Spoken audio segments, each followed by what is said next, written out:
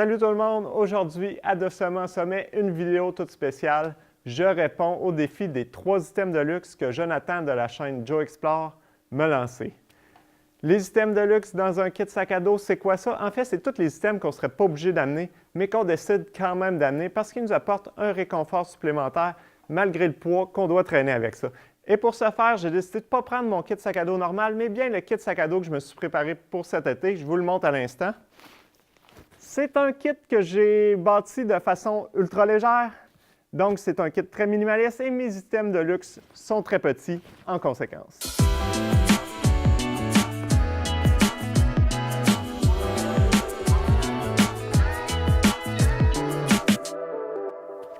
Premier item de luxe, une balle de massage. Après une longue journée de randonnée, je prends toujours le temps de bien m'étirer rendu au campement le soir.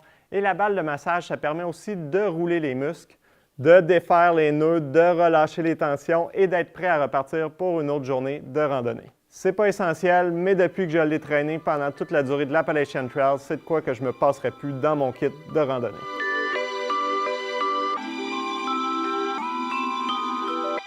Deuxième item de luxe, mon appareil photo. En randonnée, je traîne toujours avec moi mon cellulaire, question de sécurité. S'il m'arrive un pépin, ça pourrait me démerder si j'avais du réseau. Mais mon cellulaire est vieux, ce n'est pas lui qui fait les meilleures photos. Donc, j'ai décidé d'y aller avec un appareil photo dédié. Avec la chaîne YouTube, j'ai aussi besoin de quoi d'un peu plus spécialisé, de meilleure qualité. Donc, cet appareil-là a rempli mes besoins. Il est petit, il est compact, assez léger. Ce n'est pas le plus léger, mais il y a tous les contrôles manuels que je voulais. Donc, c'est vraiment un choix, un compromis que j'ai fait pour remplir mes besoins. Et dans la catégorie de cet item de luxe, j'inclus également les fils, les batteries supplémentaires, les cartes mémoire supplémentaires et les autres accessoires que parfois j'amène aussi en randonnée.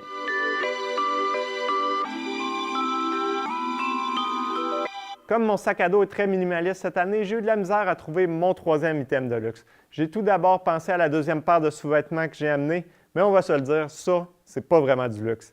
C'est là que j'ai pensé à un petit accessoire que j'aime traîner sur mon sac à dos. C'est un accessoire que j'ai traîné sur mon sac à dos lors de ma première longue randonnée sur la traversée de Charlevoix. Et c'est un accessoire complètement inutile, donc c'est un item de luxe en soi. Et c'est un petit thermomètre. En fait, on est dehors toute la journée. On sent un peu c'est quoi la température, mais je l'amène parce que c'est un peu comme une mascotte pour moi. Ça symbolise la première longue randonnée que j'ai faite et ça permet d'avoir une donnée plus exacte sur la météo.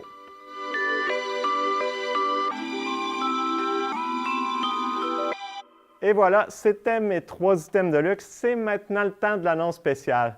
Vous voyez depuis le début du vidéo un nouveau décor derrière moi. Ce n'est pas un décor qui a été fait spécialement pour ma chaîne YouTube, c'est parce que je suis en train de monter une série d'émissions. Le sujet de mes émissions, c'est mes randonnées que j'ai faites au New Hampshire à la poursuite des 48 sommets de plus de 4000 pieds. J'ai pris les vidéos YouTube, j'ai fait un genre de remix, j'ai adapté ça pour la TV, j'ai fait des formats de 30 minutes. J'ai rajouté des informations et ça va être présenté sur les ondes de Nous TV dans la région de la Mauricie. Si vous n'êtes pas de la région, faites-vous-en pas. Ils vont être présentés aussi sur ma chaîne YouTube dès le début mai. Donc, à surveiller.